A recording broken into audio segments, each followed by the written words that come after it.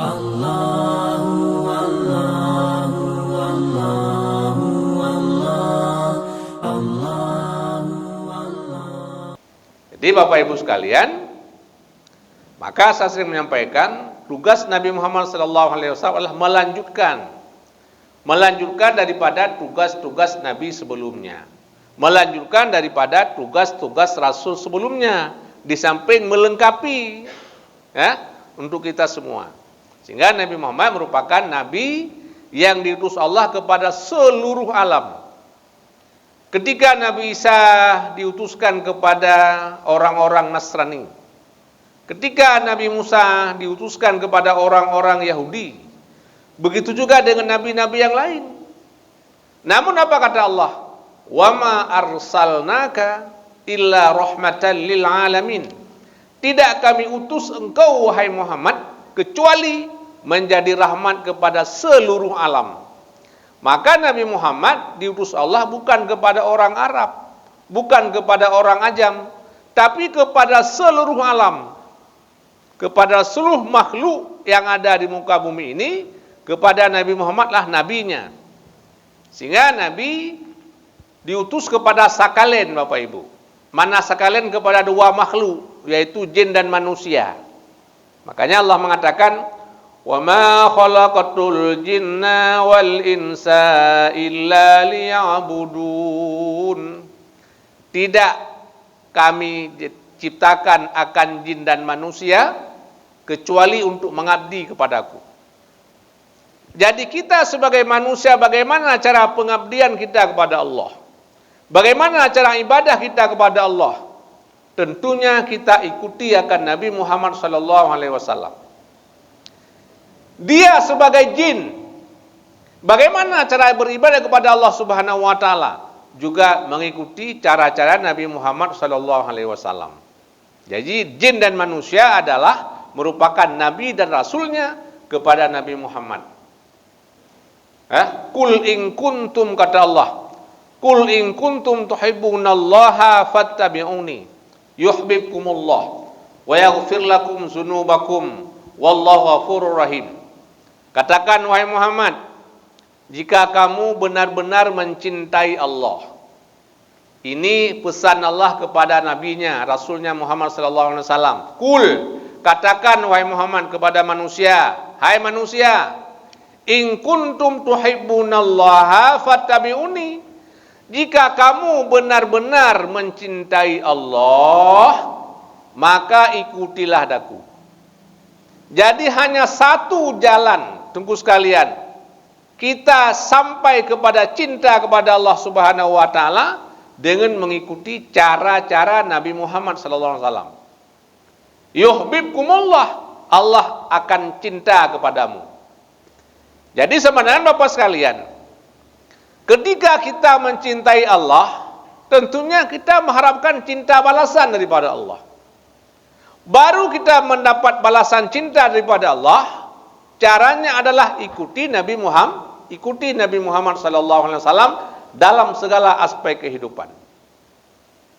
Ya, wa yaghfir lakum dzunubakum, Allah akan mengampunkan dosa-dosamu. Allah Maha Pengampun lagi Maha Penyayang.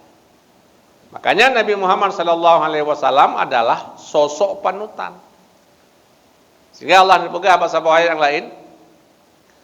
Laqad kana lakum fi Rasulillahi uswatun hasanah.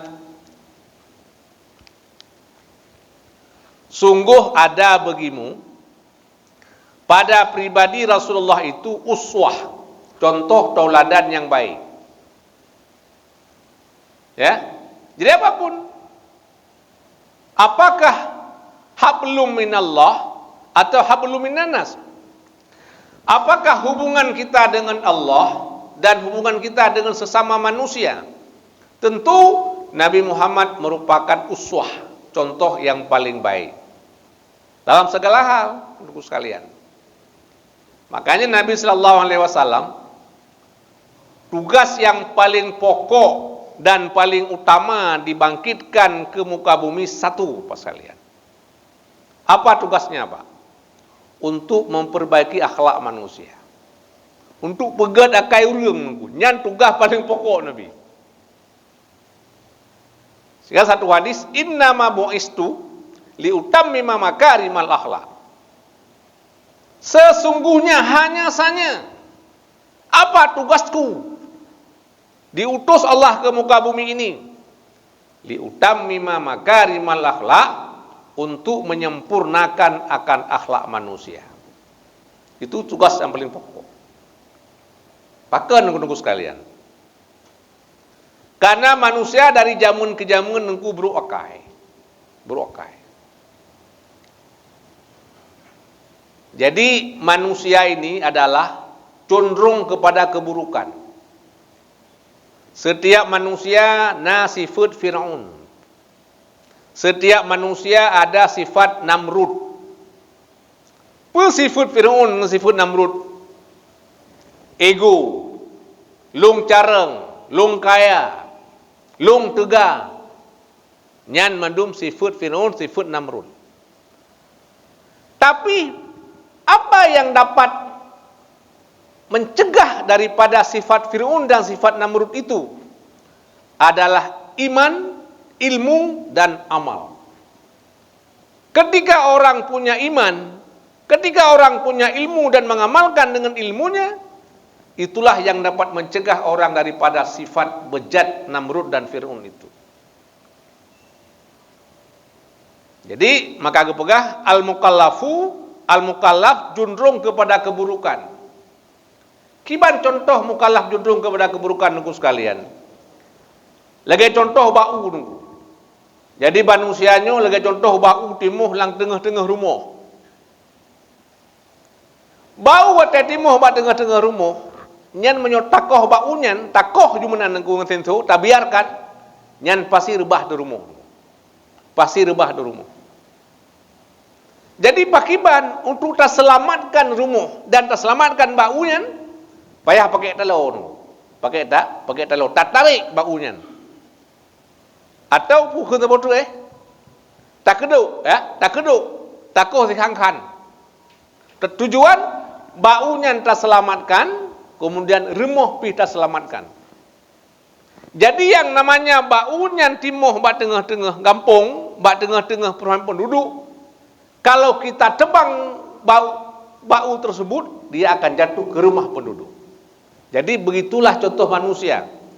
Manusia yang tak biarkan manusia udip, tak biarkan. Tanya anak tak biarkan. Asal dia pulang ke rumah makan, dia tidur habis. Holeh eja-eja. Itu manusia tersebut cenderung kepada keburukan. Jadi tugas Nabi Muhammad dan nabi-nabi yang lain menarik kecenderungan kepada keburukan itu, menarik menjadi cenderung kepada kebaikan. Nyo yang luar biasa teman-teman sekalian. Bagaimana hebat dan kejamnya orang-orang jahiliyah. Mereka sangat-sangat pintar. Pintar dalam ilmu perdagangan, dalam ilmu politik juga sangat pintar mereka, para Abu Lahab dan Abu Jahal. Hebat mereka itu. Orang kaya. Ya kan? Hebat. Cuma mereka menolak Nabi Muhammad, menolak Allah sebagai Tuhan. Tapi dalam jangka 23 tahun, Nabi mampu merubah pola pikir mereka. Daripada menyembah matahari, menyembah dewa, menyembah berhala, menyembah api, kepada menyembah Allah Subhanahu wa taala. Ini luar biasa. Kenapa? Karena dengan sikap dan perilaku Nabi sallallahu alaihi wasallam, ya. Nabi sangat-sangat santun. Kemudian Ibu sekalian, apa kata Allah dalam surat Ali Imran sebelumnya? Fabima rahmatin minallahi lintalahum. Walau kunta faddan ghalidhal qalbi lam faddu min haulik. Fa'fu anhum wastaghfir lahum wasyawirhum fil amri. Fa idza azamta fatawakkal 'ala Allah, innallaha yuhibbul mutawakkilin. Maka dengan rahmat daripada Allah, lintalahum, hai Muhammad, lembah lembutlah kamu terhadap mereka. Jadi Allah Ta'ala mengatakan kepada Muhammad, lintalahum, kamu mesti lembut. Bukan maknanya Nabi lemah. Tenaga Nabi Muhammad sallallahu alaihi wasallam sama dengan tenaga 40 orang kuat, Pak. Kalau kita kumpulkan orang kuat 40 orang, itulah tenaga Nabi Muhammad. Tapi beliau tidak mengedepankan fisiknya. Yang beliau kedepankan apa? Lintalahum, beliau lembut dengan para sahabat-sahabat. Karena sahabat ada yang senior, ada pula yang junior yang baru-baru beriman. Apa kata Allah? Wala kunta fadlan ghalidul qalbi, andai kata kamu kasar dan keras hati, lam faddu min haulika, mereka akan lari daripada sekitarmu. Itu orang-orang yang baru beriman dengan kamu, wahai Muhammad, beriman dengan Allah dan Rasulnya. Kalau kamu kasar, kalau kamu keras, mereka akan lari. Jadi salah satunya apa? Nabi Muhammad itu sangat-sangat lembut. Bagaimana kelembutannya Bapak Ibu sekalian? Ada kisah Warqah bin Nawfal, ada kisah Sarakah bin Malik. Ya, Sarakah bin Malik. Bagaimana kisah Sarakah bin Malik mengejar Nabi? Satu ketika orang-orang Arab itu daripada Abu Lahab dan Abu Jahal, mereka bermusyawarah untuk membunuh Nabi Muhammad. Ya, bermusyawarah untuk membunuh Muhammad. Apa hasil musyawarahnya? Siapa di antara kalian yang mampu menangkap Muhammad hidup ataupun mati? Kepada kalian kami berikan 100 ekor onta. 100 buah onta hadiah diberikan. Lalu Sarakah bin Malik, saya siap. Di Muhammad sedang pergi dengan kudanya, dikejar di belakang oleh Sarakah bin Malik dengan pedang. Dengan pedang dikejar. Begitu mendekat dengan Nabi, mau dia bunuh Nabi, kudanya ditelan bumi, Pak. Kuda ditelan bumi setengah. Ya. Terus ditelan. Nabi balik ke belakang, apa tujuanmu? Saya ingin membunuhmu Muhammad. Tapi sekarang pikiranku berubah. Silakan pulang. Nabi selamatkan dia. Kisah yang lain, Daksur, Pak. Daksur. Seorang kafir Quraisy. Dia pun mengejar Nabi dengan pedangnya. Dicari Nabi kemana-mana. Ternyata Nabi sedang tidur di bawah pokok kurma, Pak. Sedang tidur. Ini hadis sahih, Pak. Sedang tidur. Lalu diangkat pedang di atas kepala Nabi. Apa dia katakan? Hai Muhammad, kemarin-marin kau berani bersama teman dan saudara-saudaramu. Hari ini kamu hanya sendirian berhadapan dengan saya dengan pedang yang ada di hadapanmu. Siapa yang dapat melepaskan kamu, wahai Muhammad? Siapa? Nabi hanya menjawab, Allah. Allah yang dapat melepaskan aku daripada kekejaman pedang. Ketika Nabi mengatakan Allah, jatuh pedang di tangannya. Jatuh. Ketika itu Nabi balik. Nabi pegang pedang di atas kepalanya. Daksur, kalau tadi kamu menyerang saya, sekarang saya serang kamu. Siapa yang dapat melepaskan kamu hari ini?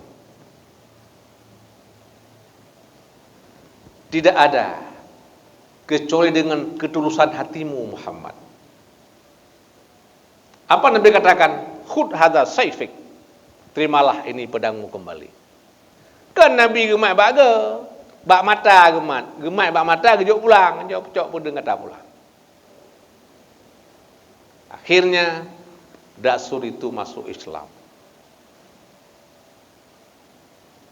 Jadi salah kalau kita katakan Islam ditegakkan dengan pedang, tidak.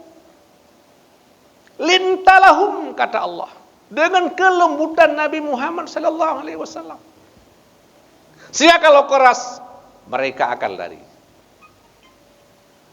Satu. Yang kedua apa?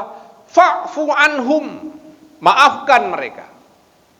Kalau di antara mereka ada yang salah, maafkan. Ya. Wastaghfir lahum.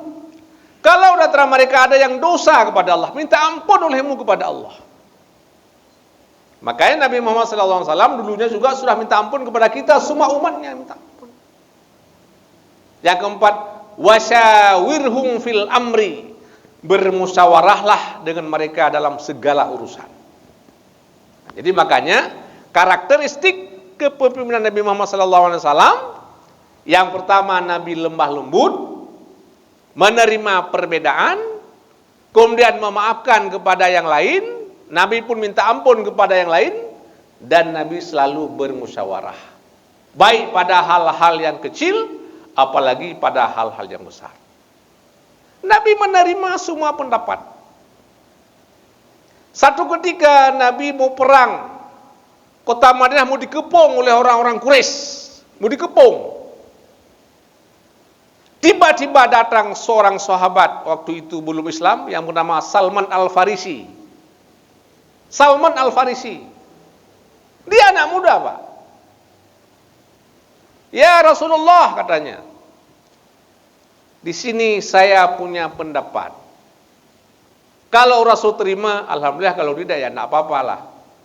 Apa pendapatmu, nak? Kita gali lubang di sekitar kota Madinah, sehingga orang-orang Quraisy menyerang kita tidak bisa. Kita selamat di sini. Nabi terima pendapat itu. Terima. Itu dikatakan dengan perang Khandaq. Perang Khandaq. Khandaq itu lubang, Pak. Gali parit. Ketika mereka menyerang kota Madinah, mereka tidak bisa. Sehingga perang itu pun dimenangkan oleh kaum muslimin. Ini pendapat seorang anak muda, yaitu Salman Al-Farisi. Namun apa kata Allah tentang pemimpin? Fa idza azamta fatawakkal 'ala Allah. Apabila kamu sudah punya komitmen, kamu sudah punya konsisten dalam satu masalah, maka tawakal kepada Allah. Sesungguhnya Allah sangat cinta kepada orang-orang yang selalu bertawakal kepadanya. Jadi Nabi seorang leader, seorang pemimpin top.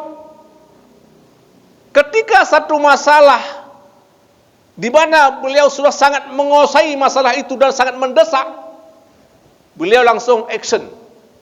Tidak lagi bawa ke musyawarah. Apa itu? Dia tawakal kepada Allah Subhanahu wa taala. Sampai kini pun seperti itu, Pak. Ada seorang bupati, seorang wali kota misalnya. Semua masalah memang dibawa ke musyawarah. Apakah musyawarah dengan eksekutif, atau dengan legislatif, atau dengan yudikatif? Namun ada hal mendesak. Misal Jakarta mengatakan ini kepada wali kota. Wali kota harus punya power pemikirannya dia. Ini action langsung. Ketika dia action langsung, dia musyawarah dengan siapapun, dia punya tanggung jawab yang luar biasa. Ini kata Allah, fa iza azamta fatawakkal 'ala Allah. Apabila kamu sudah punya komitmen, maka hanya bertawakal kepada Allah. Allah sangat cinta kepada orang-orang yang bertawakal. Ini tipe pemimpin Nabi Muhammad sallallahu alaihi wasallam yang patut untuk kita contoh tauladani.